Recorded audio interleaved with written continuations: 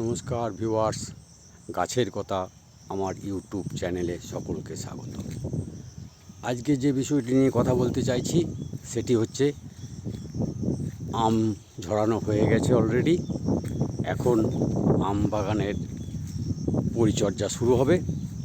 এরপর গাছের গোড়ায় পরিষ্কার করে সার প্রয়োগ করা হবে এবং অবাঞ্ছিত ডাল, শুকনো ডাল কেটে পরিষ্কার পরিচ্ছন্ন করে সেখানে ওষুধ প্রয়োগ করা হবে এবং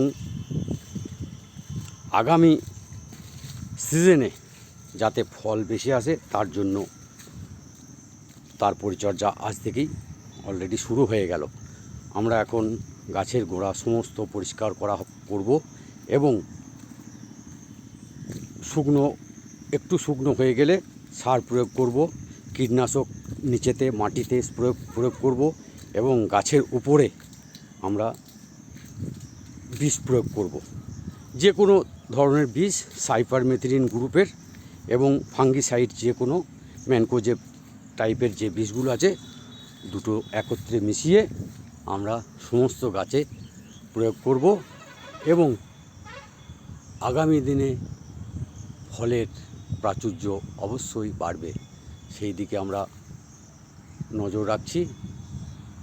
আপনাদের যদি কারোর এরকম আম বাগান থেকে থাকে তাহলে এখনই এই কাজটি আপনারা শুরু করে দিতে পারেন।